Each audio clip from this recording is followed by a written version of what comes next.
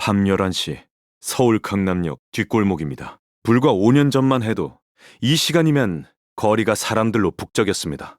넥타이 부대가 2차 3차를 외치며 골목을 누비던 그 시절이 있었습니다. 하지만 지금 이 거리는 텅 비었습니다. 간판 불 꺼진 가게들 사이로 임대문이 현수막만 나번합니다. 대한민국 밤문화가 사라지고 있습니다. 이건 단순한 불경기가 아닙니다.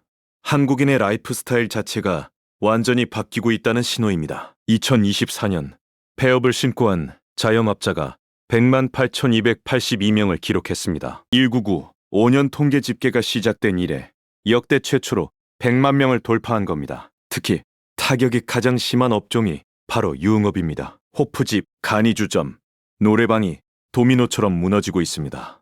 2022년에서 2024년 사이 호프주점은 13.6%가 사라졌습니다. 노래방은 5.8%가 문을 닫았습니다. 간이주점은 1년 새 10.4%가 폐업했습니다. 하루 평균 33곳의 동네 술집이 문을 닫고 있는 셈이다. 강남 역삼동 유흥가 한복판 한때 권리금 5억 원짜리 자리가 있었습니다.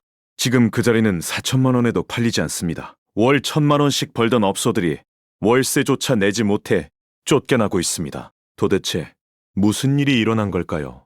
첫 번째 원인은 회식 문화의 붕괴입니다. 한때 1차 저녁, 2차 호프집, 3차 노래방으로 이어지던 그 공식이 있었습니다. 직장인들의 밤은 그렇게 깊어졌고 유흥가는 그 돈으로 굴러갔습니다. 하지만 그 공식이 완전히 무너졌습니다. MZ세대가 직장의 주축으로 자리 잡으면서 변화가 시작됐습니다. 이들은 퇴근 후 개인 시간을 무엇보다 중요하게 생각합니다. 상사와의 강압적인 술자리보다 자기 개발, 취미 활동, 가족과의 시간을 우선시합니다. 회식을 업무의 연장으로 인식하는 경향이 강해졌습니다.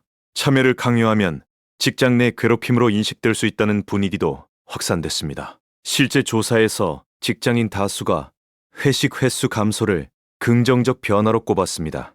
술 대신 식사 중심의 가벼운 모임을 선호한다는 응답이 압도적이었습니다. 젠지 세대를 중심으로 소주가 제일 맛없다는 반응까지 나오고 있습니다. 소버 큐리어스, 즉 의도적으로 술을 끊거나 줄이는 문화가 확산되고 있습니다. 건강, 시간, 집중력 감정 관리까지 포괄하는 웰니스 문화의 일부입니다. 두 번째 원인은 경제적 압박입니다. 고물가, 고금리, 고부채의 선중고가 소비자들의 지갑을 닫게 만들었습니다. 경제가 어려워지면 가장 먼저 줄이는 것이 바로 유흥 소비입니다. 가계대출은 1인당 9,700만 원에 달합니다. 빚에 쫓기는 상황에서 술값은 사치가 되어버렸습니다. 세 번째는 코로나19 팬데믹의 후유증입니다. 팬데믹을 겪으며 대규모 모임과 늦은 회식이 급격히 줄었습니다. 거리두기가 해제된 이후에도 그 습관은 돌아오지 않았습니다. 사람들은 집에서도 충분히 즐길 수 있다는 것을 알아버렸습니다. 배달, OTT, 홈파티가 술집을 대체하기 시작했습니다.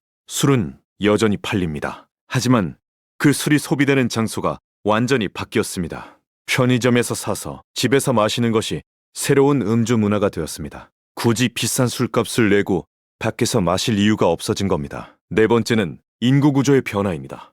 2025년 기준 1인 가구 비율이 35%에 달합니다. 혼자 사는 사람들이 굳이 술집까지 가서 마시지 않습니다. 청년 인구의 감소도 유흥가에 치명타를 입혔습니다. 젊은 층이 줄어드니 술집을 찾는 발걸음 자체가 줄어든 겁니다. 이 모든 변화의 한가운데서 가장 큰 충격을 받은 것은 중년 남성 유흥 문화입니다. 1980년대 요정 문화를 밀어내고 30년간 유흥업계를 지배했던 룸살롱이 있었습니다. 그 룸살롱이 빠른 속도로 몰락하고 있습니다. 회식비로 풀리던 법인카드 결제가 급감했습니다. 접대 문화가 사라지면서 큰 손님들이 발길을 끊었습니다. 남은 것은 텅 빈 방과 밀린 월세 고지서뿐입니다. 유흥업소에서 일하던 종사자들도 일자리를 잃고 있습니다. 화려했던 밤의 세계에서 일하던 사람들이 다른 일자리를 찾아 떠나고 있습니다. 전문가들은 이 변화가 일시적인 것이 아니라고 말합니다. 소비 패턴 자체가 구조적으로 바뀌었다는 분석입니다. 인터넷 상거래 확대, 배달 앱의 성장, 홈 엔터테인먼트 발달이 복합적으로 작용했습니다. 소비자의 의사결정 방식 자체가 온라인화되었습니다. 리뷰와 정보만으로도 선택이 가능해졌기에 굳이 매장에 가지 않습니다. 술을 마시더라도 총 비용을 따지게 되었습니다. 술값뿐 아니라 이동 시간, 기가 비용, 다음날 숙취 회복까지 고려합니다. 그 효용이 낮다고 판단하면 애초에 나가지 않습니다. 정부도 이 위기를 심각하게 받아들이고 있습니다. 폐업 위기에 놓인 자영업자들을 위한 지원책이 논의되고 있습니다. 저금리 대출, 채무조정 프로그램 확대, 규제 완화 등이 거론됩니다. 업종 전환을 돕는 재교육 프로그램도 확대될 예정입니다. 하지만 과연 이것만으로 충분할까요? 전문가들은 말합니다. 과거의 성공 방식에서 벗어나 새로운 시대에 맞는 과감한 변화가 필요하다고.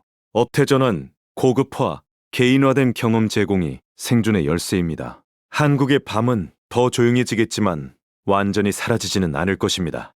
다만 그 모습은 과거와 완전히 달라질 것입니다. 더 다양하고 더 개인화된 새로운 밤 문화가 탄생할 것입니다. 넥타이 부대의 시대는 저물었습니다. 하지만 그 빈자리를 무엇이 채울지는 아직 정해지지 않았습니다. 분명한 것은 변화하지 않으면 살아남을 수 없다는 것입니다. 여러분은 이 변화를 어떻게 받아들이고 계신가요? 댓글로 여러분의 생각을 들려주세요. 다음 영상에서 또 만나겠습니다.